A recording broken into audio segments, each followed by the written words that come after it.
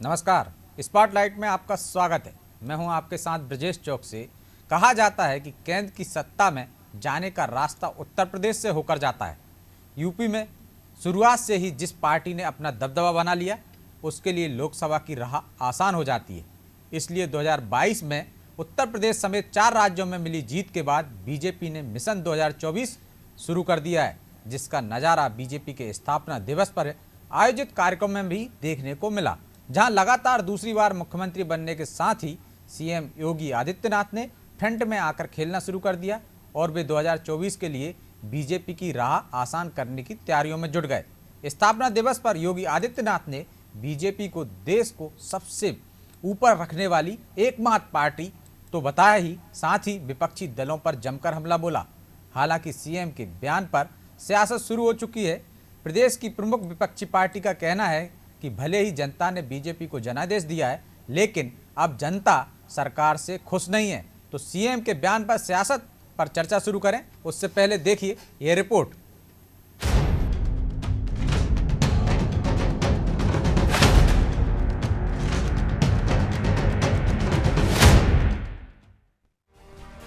अप्रैल 1980 को अस्तित्व में आई भारतीय जनता पार्टी ने 42 साल का सियासी सफर तय कर लिया है। कभी 2 सीटों पर सिमटने वाली पार्टी आज केंद्र से लेकर 18 राज्यों की सत्ता पर काबिज है। इन 18 राज्यों में से 12 राज्यों की कमान भगवाधारियों के हाथ में है। बुधवार को भाजपा के 42वें स्थापना दिवस पर देश भर में कार्यक्रमों का आयोजन हुआ। उत्तर प्रदेश में भी भव्य कार्यक्रम का आयोजन किया गया, जिसमें मुख्यमंत्री योगी आदित्यनाथ ने भगवा ध्वज को लहराते हुए भाजपा को दुनिया की सबसे बड़ी राजनीतिक पार्टी करार दिया। योगी आदित्यनाथ ने भाजपा के शून्य से शिखर तक के सफर में आए उतार चढ़ाव का जिक्र तो किया ही, साथ ही कांग्रेस पर जमकर हमला बोला। उन्होंने देश के विभाजन के लिए कांग्रेस को जिम्मेदार बताया। साथ ही कहा कि देश को सबसे ऊपर रखने वाली एकमात्र पार्टी है भाजपा, जिसकी यात्रा देश दुनिया के राजनीतिक विश्लेषकों के लिए कौतूहल और आश्चर्य का विषय है। भारतीय जनता पार्टी की यात्रा देश और दुनिया के राजनीतिक विश्लेषकों के लिए कौतूहल और आश्चर्य का विषय है, लेकिन ये यात्रा बहुत कुछ कह देती है। सीएम के बयान का पार्टी नेता समर्थन कर रहे हैं, वही विपक्षी दलों ने निशाना भी साधा है। सपा का कहना है कि जनता ने बीजेपी को जनादेश दिया है, लेकिन सरकार से जनता को मायूसी ही दिख रही है। जश्न मनाने की बजाय जनता की मूलभूत सुविधाओं पर ध्यान दे, जनता का उत्पीड़न बंद करे। आज भारतीय जनता पार्टी पूरी दुनिया जो भारतीय जनता पार्टी का कार्य है और जिस तरह से गरीबों के कल्याण के लिए, जिस तरह से भारत की समृद्धि और खुशहाली के लिए भारतीय जनता पार्टी के यशस्वी प्रधानमंत्री आदरणीय मोदी जी के नेतृत्व में पूरे देश में भारतीय जनता पार्टी का संगठन और सरकारें काम कर रही है, वो निश्चित रूप से पूरी दुनिया के लिए एक आश्चर्य और कौतूहल का विषय है। भारतीय जनता पार्टी के स्थापना दिवस के मौके पे मैं इतना कहना चाहता हूं कि ये एक उनके लिए बड़ी बात है कि वो जनता को जो मूलभूत सुविधाएं हैं, कम से कम वो तो उपलब्ध कराने में आगे आके अपनी भूमिका निभाएं, क्योंकि जनता ने उनको जनादेश दिया है। जनता उनकी तरफ निगाहों से देख रही है, लेकिन जनता को मायूसी दिख रही है। गर्मी भीषण शुरू हो गई है, बिजली की व्यवस्था चरमराई हुई है, अपराध उत्तर प्रदेश में बढ़ता चला जा रहा है, बेरोजगारी के लिए अभी तक कोई भी ध्यान नहीं दिया गया। समाजवादी पार्टी लगातार सरकार को आईना दिखाने का सड़क से लेकर सदन तक काम करेगी। हमारी यही मांग है कि सरकार जश्न मनाने के बजाय जनता की मूलभूत सुविधाओं पर ध्यान दे और जनता का उत्पीड़न बंद करे। सीएम के बयान पर सियासत भले ही हो रही हो, लेकिन उत्तर प्रदेश में विधानसभा चुनाव में जीत के बाद योगी आदित्यनाथ का कद बीजेपी में बढ़ चुका है। पार्टी लगातार उन्हें प्रमोट करती नजर आ रही है। खुद योगी भी फ्रंट लाइन में आकर प्रदेश में पार्टी की दिशा अपने अनुसार तय कर रहे हैं। बहरहाल योगी के फैसलों से आगामी चुनाव में बीजेपी को फायदा होगा या नुकसान, ये तो वक्त के साथ पता चल ही जाएगा। लेकिन योगी के बयान ने राष्ट्रवाद को एक बार फिर से हवा दे दी है। ब्यूरो रिपोर्ट, अनादि टीवी।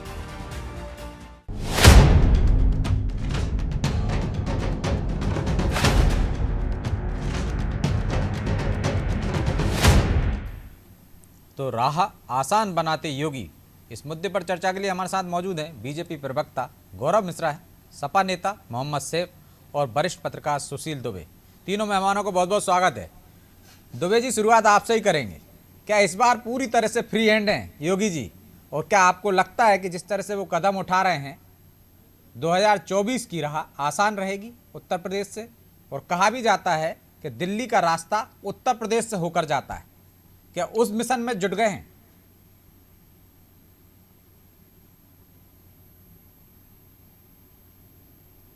दुबे जी,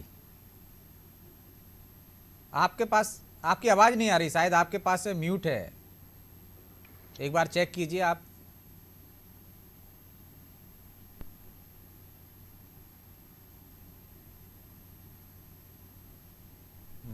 माइक बंद है आपके पास से शायद। जी जी दुबे जी,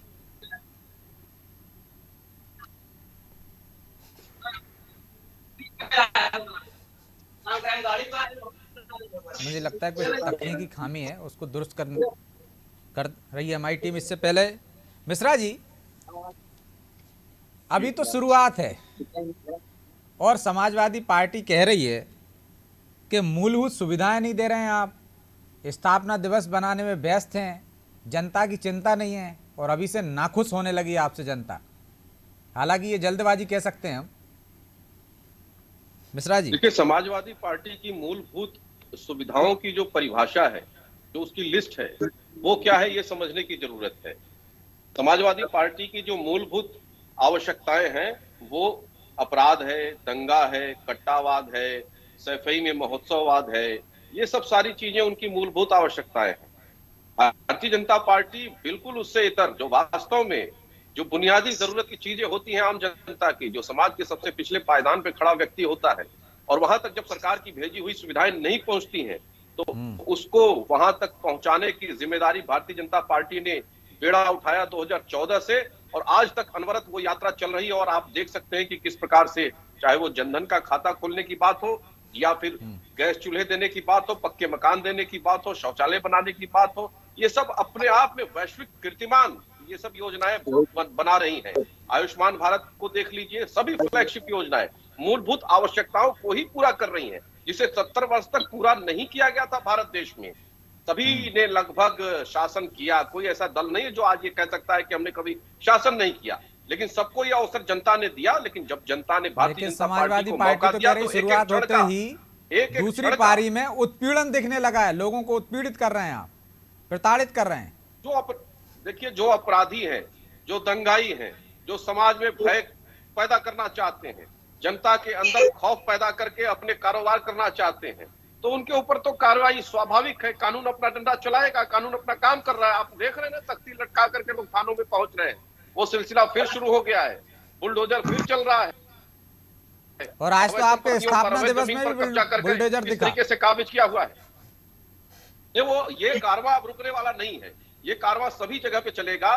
पूरे देश में हर वो राज्य जहां भारतीय जनता पार्टी है, वहां पर आप देख सकते हैं कि किस तरीके से अवैध तरीके से गरीबों की जमीन, सरकार की जमीन कब्जा कर करके, और उस पर अवैध धंधे करने वाले लोग, माफिया लोग, उनको खाली करने का एक अभियान चल रहा है। तो ये रुकने वाला नहीं है, और देश राष्ट्र निर्माण की दिशा में आगे बढ़ चुका है।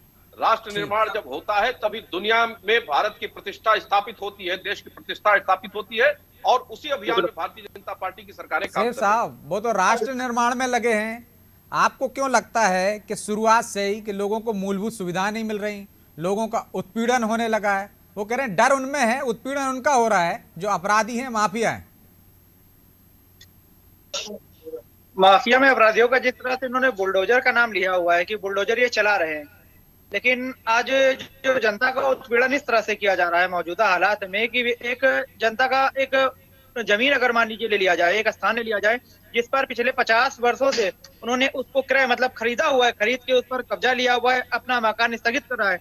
बस उन्हें हाईकोर्ट के माध्यम से एक जबरन एक नोटिस डाल के उन पर बुलडोजर चलाने का दावा किया जा रहा है। यह जनता का उत्पीड़न नहीं है तो और क्या है भाई? जैसा कि अभी गौरव मिश्रा ने बताया कि उज्ज्वला योजना के अंतर्गत सिलेंडर गैस चूल्हे की दिया, किंतु वो फ्री नहीं था। 2196 रुपया जनता के जो आधार कार्ड तथा पैन कार्ड तथा बैंक पासबुक के अंतर्गत उनके ऊपर 2196 रुपया का लोन कर दिया जाता था, जिसकी एक सब्सिडी के रूप में कीमत धीरे धीरे चुकानी पड़ती थी जनता को।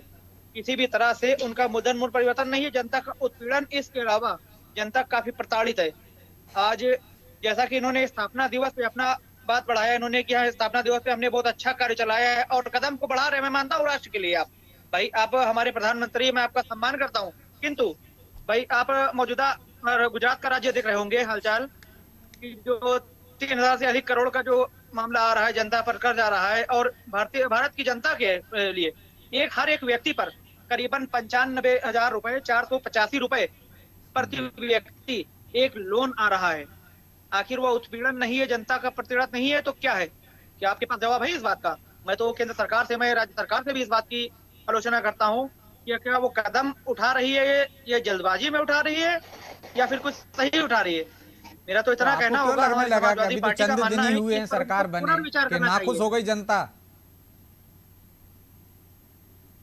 जनता देखिए, इसमें तो साफ मामला है। अभी भी जनता जान रही थी कि हमारी समाजवादी पार्टी सरकार बन रही थी, किंतु ईवीएम आपके कमान आपके हाथ में थी। जो भी धांधलेबाजी हुई, लगातार 7 याचिकाएं दायर हुई और काफी चीजें रही, लेकिन अभी उस पर कोई पुनर्विचार राज्यपाल ठीक तथा है, सुप्रीम कोर्ट में मैं भी नहीं लौटूंगा हुआ आपके है। पास। दुबे जी आखिर हमारे किस साथ जुड़ हिसाब गए से? हैं। दुबे जी, आपको मेरी आवाज मिल रही है? आपकी आवाज आ रही है? जी। दुबे जी, तो क्या इस बार योगी जी को फ्री हैंड दे दिया गया है और वो राह आसान बनाते हुए दिख रहे हैं आपको लोकसभा की? ब्रजेश जी, राजनीति में कभी कोई फ्री हैंड नहीं होता, जी आत्मविश्वास होता है। आज की तारीख में हेलो, जी जी, बोलिए दुबे जी। दुबे जी की आवाज थोड़ी बढ़ाइए। फ्री हैंड नहीं होता है, आत्मविश्वास घटता और बढ़ता रहता है। आज की तारीख में नंबर 2 के टर्म में योगी जी आत्मविश्वास से लवरेज है, भरे हुए हैं, फुलटास है, फ्री हैंड नहीं है। जो विभाग बांटेगा उसको सब दिख गया है, लेकिन अब एकदम बिल्कुल जिन्हें कहते हैं कि हाँ अब मैं सीएम उत्तर प्रदेश हूं, अब वो स्थिति में है। अब बात आ रही है, अब आप दूसरा सवाल बताइए। क्योंकि इस बार उनको लग रहा है कि उन्हीं की बदौलत एक तरह से सीधे फ्रंट में वही थे, उनके नाम पर ही वोट मिले हैं, तो वो आत्मविश्वास होगा, तो इसका फायदा मिल रहा है। मतलब बेशक फायदा मिल रहा है, बेशक फायदा मिल रहा है। पहले की जनसंघ और 80 के बाद की बीजेपी आज की तारीख में हिंदुस्तान की सबसे मजबूत और सबसे आत्मविश्वास से भरी हुई पार्टी है। ये वो पार्टी है जो अटल जी के समय पर जो यहाँ से बस जाती थी दोस्ती वाली पाकिस्तान को, वो पार्टी आज यहाँ पर आकर 80-20 की पार्टी हो गई है। आज की ये पार्टी वो है जो जिस समय पर गांधी के नाम लिए जाते थे 14 से पहले, आज वहां गोडसे का भी नाम आने लगा। आज की तारीख में ये पार्टी हो गई। लेकिन विपक्ष शून्य, ये जो सपा और बासपा के सब लोग कांग्रेस से रोते रहते ना ब्रजेश जी, अब बड़ा समस्या आती इस बात के लिए, सुनते सुनते कान पक गए हैं। ईवीएम ले ली, ईवीएम लूट लिया। अरे भाई, ये बात अच्छा हो, इस लायक नहीं हो कि ईवीएम बचा सको, तो राजनीति क्यों कर रहे हो? सही। बसपा का कोई ये मुद्दा नहीं है कि हमें बीजेपी पार्टी से कोई समस्या है। समस्या जनता के उत्पीड़न ये लगातार 80% सैफ साहब, आपके साथ आऊंगा, आपके पास आऊंगा। लगातार पेट्रोल का रेट बढ़ाया जा रहा है। अगर आप जनता को उत्पीड़न नहीं है तो क्या है? हो, रोना रोते रहते हो, अब आप ईवीएम नहीं बचा सकते हो तो देश क्या बचाओगे, प्रदेश क्या बचाओगे? अरे आप गलती मानो, उनको उत्तर प्रदेश ने मैंडेट दिया है, उनको बहुमत की सीटें दी हैं, हालांकि सीटें घटी हैं। प्रदेश में जब सामने विपक्ष का कोई नेता है ही नहीं, सपा के लोग चचा भतीजे में ही परेशान घूम रहे हैं। मायावती जी 1 सीट ले रही है, वो रमाशंकर भाग गए तो 0 सीट होगी।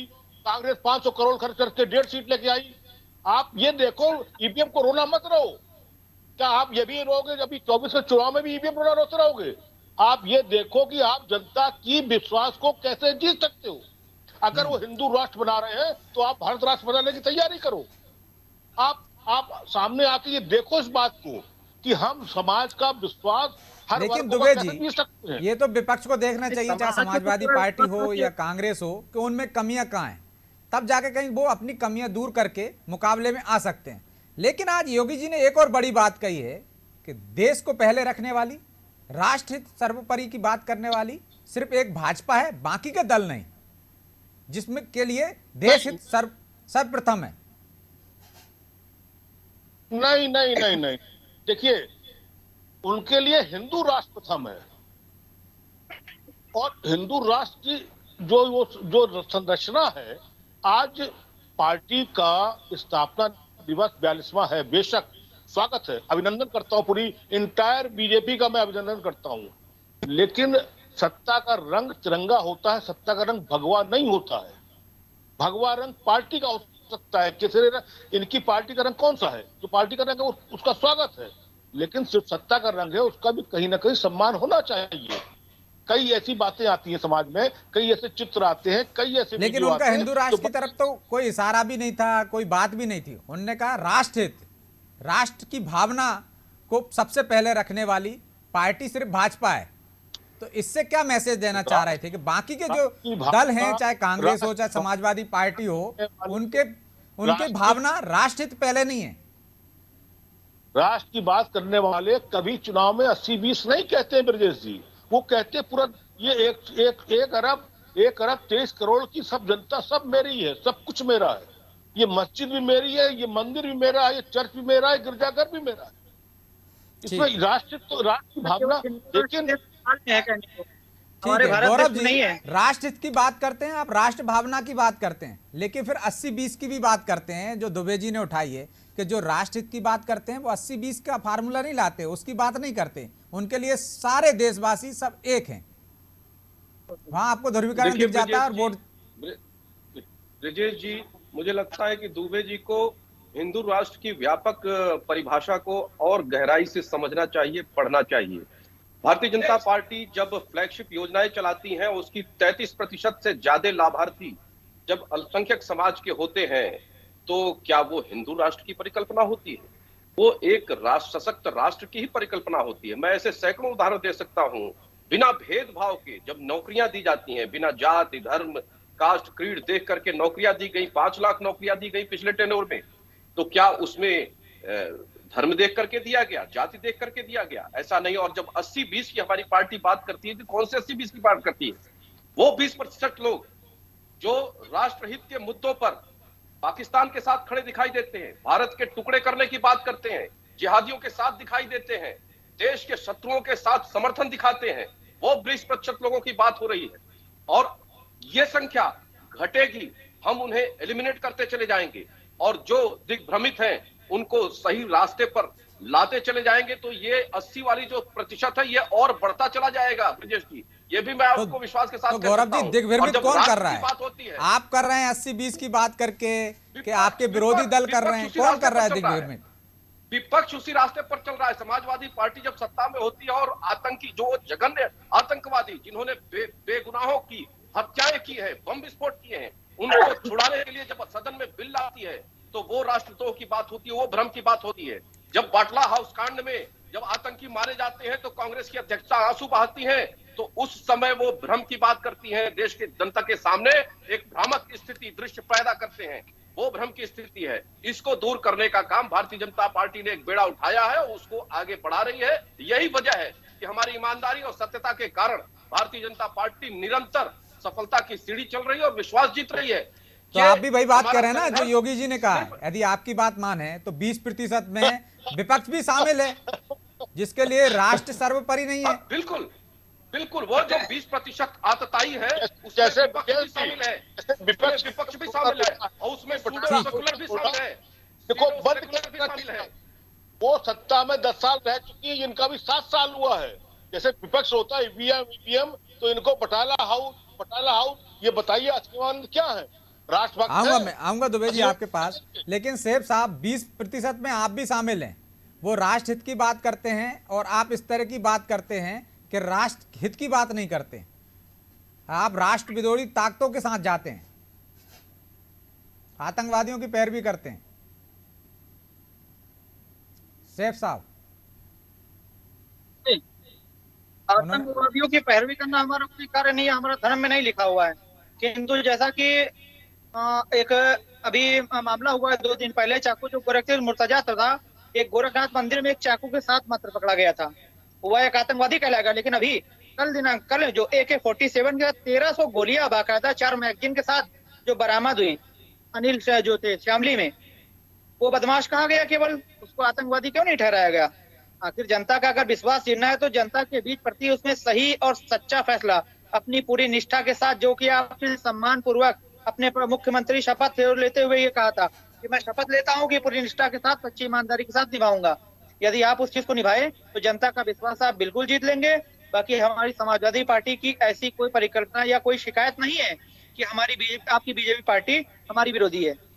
भाई, आप जनता का उत्पीड़न ना करें, जनता के लिए हमेशा भले बने रहें, जनता को हमेशा सहयोग देते वो रहे, तो कह रहे हैं आप जिससे आपका माफियाओं के विश्वास साथ बनता खड़े रहे और रहते हैं, पार्टी उनकी के पैरवी आपको करते सहयोग हैं, आतंकवादियों के साथ खड़े रहते हैं। आप उन 20% में शामिल हैं जिनको उन्हें 80 बनाम 20 की बात जो चुनाव में कही थी, 20% से उनका अल्पसंख्यकों से मतलब नहीं था, उन लोगों से था जो राष्ट्र हित उनके लिए सर्वोपरि नहीं है।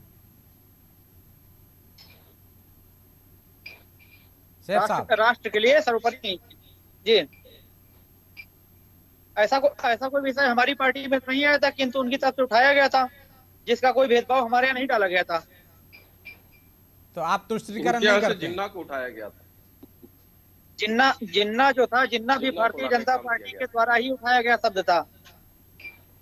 वो तो अखिलेश यादव जो थे, वो समाजवादी पार्टी में कुछ मुस्लिम सपोर्टर जो उनके अधिक समय मात्रा में थे, अधिक लोगों की संख्या अधिक थी, जिसे जिन्ना नाम दे दिया था इन्होंने। तो आप क्यों फिर सबको साथ लेने की बात क्यों नहीं करते? आप क्यों एम बाई फैक्टर की बात करते हो? आप क्यों सिर्फ वोट बैंक को साधने की बात करते हो? यदि वो 20% की बात करते हैं तो आप उसको दूसरी तरफ ले जाते हो, ध्रुवीकरण की बात करने लगते हो। वो तो कह रहे हैं कि ऐसा कोई मकसद नहीं था। मकसद किस बात का इनका नहीं था, जरा मुझे दोबारा बताएं इस बात को। चलिए, मैं लौटूंगा आपके पास, शायद तकनीकी खामी है। दुबे जी, राष्ट्र हित की बात तो हो गई, लेकिन उन्होंने कहा है कि 20% जो आपने सवाल खड़ा किया था कि वो मकसद नहीं था। 20% से उनका मकसद था कि आतंकवादियों के साथ, माफिया के साथ खड़े होने वाले लोग, चाहे वो राजनीतिक दल हों या अन्य, और उसका दूसरा मतलब निकाला गया, वो विरोधियों ने निकाला है, ऐसा गौरव जी कह रहे हैं ध्रुवीकरण के लिए। तो ध्रुवीकरण के लिए यदि विरोधी ऐसा मतलब निकालेंगे तो फायदा किसको होगा? ब्रजेश जी, आपने कभी वीर रस कभी सम्मेलन सुना है? जी, मंच सस्ता है। 100 ग्राम के वीर रस जो कभी होते हैं, 100 ग्राम के, वो केवल जानते क्या करते हैं? मंच पर मार देंगे, तोड़ देंगे, फोड़ देंगे। केवल किसको? पाकिस्तान। पाकिस्तान से वो 1 फुट दूर नहीं जाते, भूटान तक नहीं जाते हैं। पाकिस्तान से 1 फुट वो मलेशिया तक नहीं जाते हैं। पाकिस्तान से 1 फुट वो दूर सिंगापुर तक नहीं जाते हैं।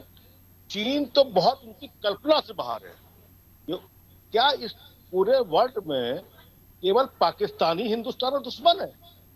जहां से इनकी राजनीति शुरू होती है और राजनीति खत्म होती है। पाकिस्तान ज्यादा तो मुसलमान हमारे हिंदुस्तान में बैठा हुआ है, तो यहाँ का अन्न खा रहा है, यहाँ की जिंदाबाद कर रहा है। हम पाकिस्तान को अगर हटा दें इनकी राजनीति से, आप पाकिस्तान माइनस कर दीजिए, उसके बाद पूछिए कि कहां पर स्थिति बनती है। हमारा कहना यह है कि जहां पर इन्हीं के तो प्रधानमंत्री थे, इन्हीं के तो बीजेपी के लीडर थे, अटल बिहारी वाजपेयी जी, वही तो पाकिस्तान बस लेके गए थे मैत्री करने, वही तो देश वर्ल्ड का नेता बनने गए थे।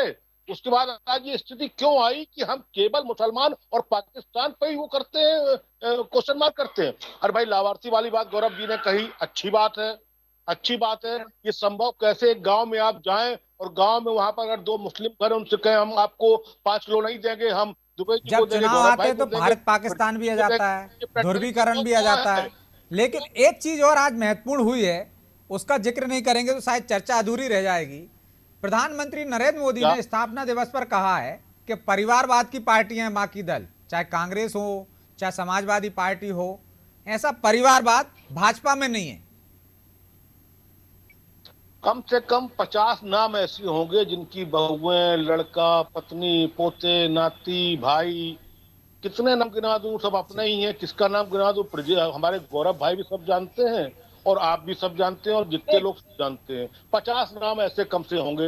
अब ये अलग बात है कि उनको ऊपर के लेवल पे, अरे बार बात क्या ऊपर के लेवल पे दिखता है क्या? परिवारवाद नीचे के लेवल पे नहीं होता है क्या? इस जो उत्तर प्रदेश लेकिन में ये सारा तो ठीक है ना, बाकी के दल तो सिर्फ एक परिवार के ही हैं, चाहे समाजवादी पार्टी ले लें हम, या कांग्रेस ले लें, या मायावती को ले लें, बीएसपी को ले लें, यहाँ कम से कम वैसा तो नहीं है। समाजवादी पार्टी में भी आजम का पूरा रुतबा रहा है, जनरल मिश्रा का पूरा रुतबा रहा है, अमर सिंह का पूरा रुतबा रहा है। ऐसा नहीं है, ऐसा नहीं है। चलिए। सारी बात भाई जिसने ठीक है, सबका रुतबा रहा है। परिवारवाद की जो बेल थी मुझे लगता है कांग्रेस से, सपा से और बसपा से निकल के बीजेपी में भी पहुंच गई है। बहरहाल समय इजाजत नहीं देता, इसलिए इस चर्चा को यहीं विराम देंगे। आप तीनों मेहमानों का बहुत बहुत शुक्रिया। तो राह तो एक बना ली है योगी आदित्यनाथ ने। इस बार वो जितने आत्मविश्वास से भरे हुए हैं वैसे ही फैसले भी उनके दिख रहे हैं, और शायद उनके ये निर्णय एक के बाद एक निर्णय जो उनकी राह आसान कर रहे हैं, भाजपा की राह आसान कर रहे हैं, लोकसभा चुनाव की राह आसान कर रहे हैं। ये कितनी सफल होती हैं ये तो आने वाला वक्त ही बताएगा। फिलहाल स्पॉटलाइट में इतना ही। मुझे दीजिए इजाज़त और आप देखते रहिए अनाजी टीवी। नमस्कार।